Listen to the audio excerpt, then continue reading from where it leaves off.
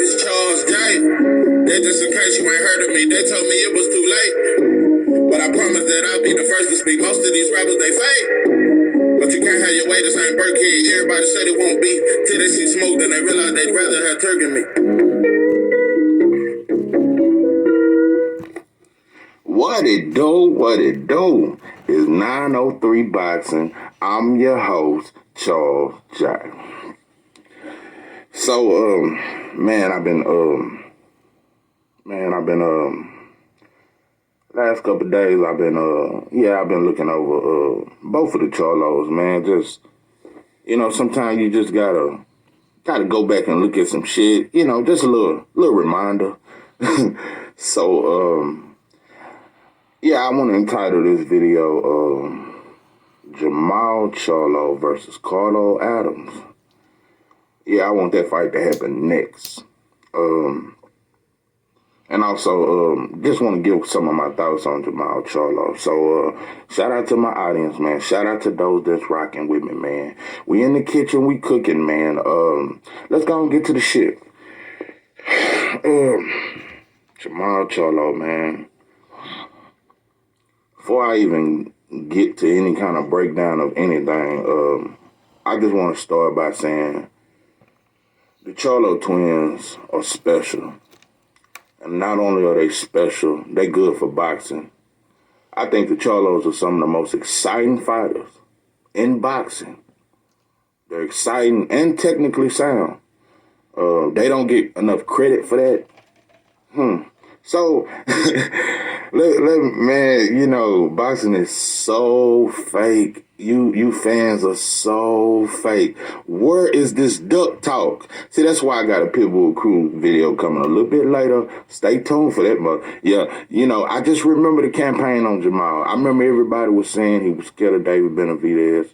I remember that. So I remember the duck campaign on that. So I haven't heard too. It's been a lot of goddamn whispering about this Cruz situation, but yeah, I'm gonna make a video about that. You better believe it. So yeah, it was a real big campaign going on about you, Jermall, and I never joined that shit. I never participated in it. That shit ain't got nothing to do with me. I just sit back. Yeah, I sit back and just peep the scene. Yeah, check the landscape on some shit, and in my opinion, I always thought Jermall, I felt like he wanted Canelo because it's not just about the payday. People don't understand. As a black fighter, for one, we don't get credit. When we fight fighters that's supposed to be that guy, we never get the credit when we beat their ass. That's every black fighter know that. So at that time, Canelo was the one they were saying was for sure that guy. So in Jermall's mind, and Andre, if I beat him, you motherfuckers can't deny my greatness. Now you got to give me credit. I beat who you said was the man, the face of boxing. So when I beat his ass, you won't be able to reject me. They had a lot to do with why they wanted Canelo so bad. Because they know they was better than him and they was going to expose him. And those are facts. And I think they both felt like, man, let me beat the shit out this dude. And then y'all going to see what it is. So that's what I think it was. And it was the payday. And I think you should have moved on from that shit. When you seen Canelo kept moving up and shit like that, I think you should have moved on. I do. But also I look closely at the PBC. Y'all do weird shit. You was once trying to build the Charlos. Now y'all got them fighting maybe twice a year.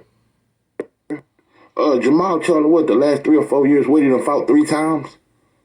I don't think that's him. How many fights have y'all don't got him active like that? So I just noticed that, same with Gary Russell. When I guess y'all stop liking a fight. I don't know, and y'all start building other fighters. Because it's other fighters that's getting 3 and 4 fights a year. So, I just don't know. I think it's very strange. I think it's weird. So, that inactivity, I don't think that got to do with Jermall. I think that's promotional shit. And also, I know it's been hard to find your fights. So I will say that. So no diss to the people. I know it's been hard getting them fights too. So, but he's a champion. So, I think he should definitely have 2 fights a year. what I want to talk about, man. Yeah, I pulled this fight up with Derevchenko. I think it's very important. I think it's very telling. This was one of his best performances. I think Derevchenko is a whole lot better than what people think. I think if, because Canelo never fought him. For one, Derevchenko beat the shit out of Triple G. And Jermall fought him right after that. Coming off, even though he lost on the scorecards, he was coming off his biggest win. And Jermall, this was a great performance. This was a great. You looking at ring IQ. You looking at it all. He showed it all, and he didn't get no credit for it. I think Canelo would have had a tooth and nail fight with Derevchenko. It would have been a 50-50, close fight. So I'm saying that to say this. Jermall Charlo, in my opinion, because I'm going to tell you what's different about them. The Charlos, period, both of them, they different, bro. It's the mental toughness. It's the mental toughness. It's the conditioning. It's just they dogs, bro. They dogs. However you want to fight, they can beat you on the outside. They can beat you on the inside, and they tough. And they got their girls are endless. Their girls are endless. You'll see them. They'll look gas. The next round they right back. Their conditioning is out of this world. I don't think nobody conditions like the Charlos. Maybe Spence. I don't think nobody maybe any. I don't. It ain't too many fighters that condition like the Charlo twins.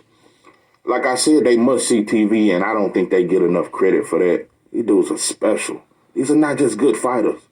And I'm gonna tell you another thing about Jermall. I always said it, and I still say it to this day. Jermall Charlo is a better fighter than Jermall. It's close. Jermall was always the one. Yeah, he was always the one. And for one, I still say Jermall got the best jab in the game. Yep, I love Spence jab. I love Devin Haney jab. I love Cool Boy Steph jab. Spence close, though, for that number one spot, but I got Spence jab number two. But I got Jermall Charlo with the best jab, and it's the most accurate, and it's hard. That motherfucker is a stinging jab. He got the most effective jab in boxing.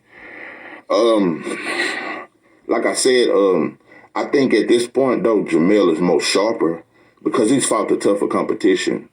But Jermall was always, and Jermall got a good jab, but Jermall, man, the jab, and I'm going to tell you something, he puts fear in his opponents. The jab alone hurts. But when they feel that right hand behind, and he accurate with it, and he throw it in many different ways, when they feel that right hand, there's no opponent that Jermall has ever faced that at some point wasn't fighting for survival. A lot of people don't talk about his power. He hurts all his opponents. I think Jermall, only thing I can say, I think you need to go and get them dudes out of there when you get hurt, when you hurt them. Because he hurts all his opponents multiple times. So, yeah, that's one critique I would say. Just go and get these dudes out of there. In my opinion, and the reason why I still think Jermall, because of the conditioning, he going through some things right now, but the conditioning, he get up for fights, and I still think he ain't lost no step. Nah, he ain't lost no step. He just gotta get back in their gym, because they train hard, bro. They train hard, and they athletic as fuck. So I still think you the goods, bro.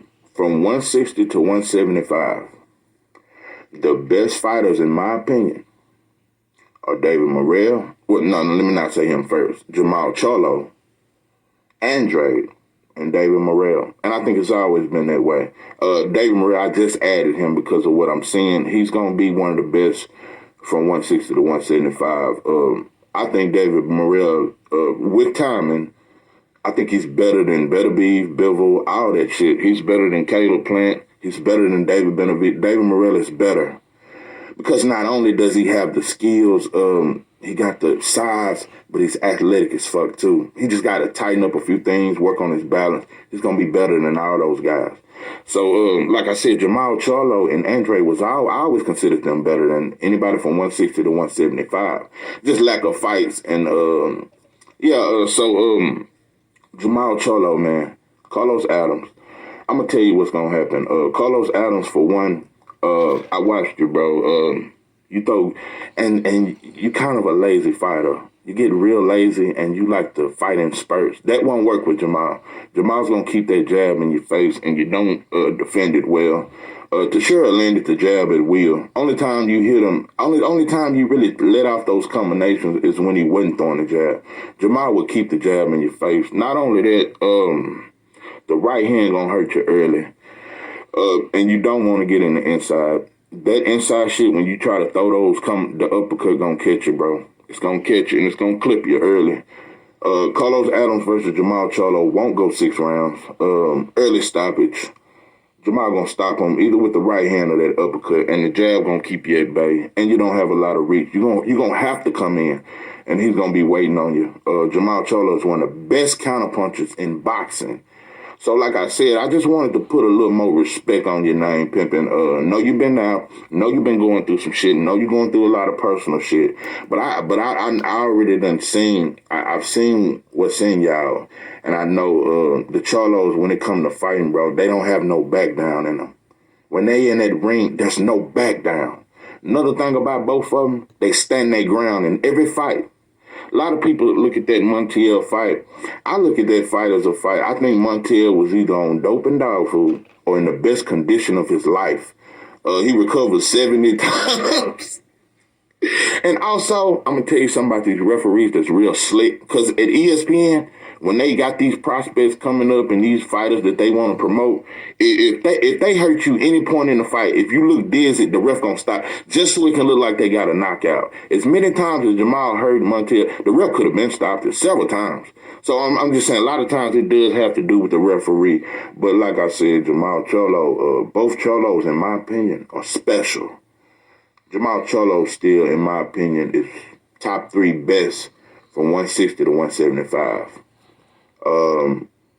I think I think Jermall Charlo is a better fighter than Bivol.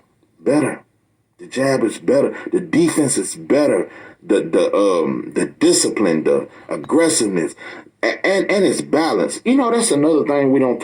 The Charlos got great balance. They got great timing, and the power is real. So, like I said, I want you to go on and fight Carlos Adams. After that, I want you to move to 168, and I want you to campaign for the winner against Plant and Benavidez. Like I said, Canelo, he gonna bring his little thirsty ass around because I told you, he see an easy win in David. I told you the counterpunch. David has no defense. So Canelo's gonna try to fight the winner, but I want you to beat Carlos Adams. Come back and fight Carlos Adams off the rip. No tune. I want you to fight Adams off the rip, and then I want you to go to 168 and fight the winner. And I got you beating whoever wins. And that's in my opinion. I think Jermall Charlo is special, and a lot of people forgot that. So it's just a little reminder to you. This is 903 Boxing. I am your host, Charles J. With that, I'm out.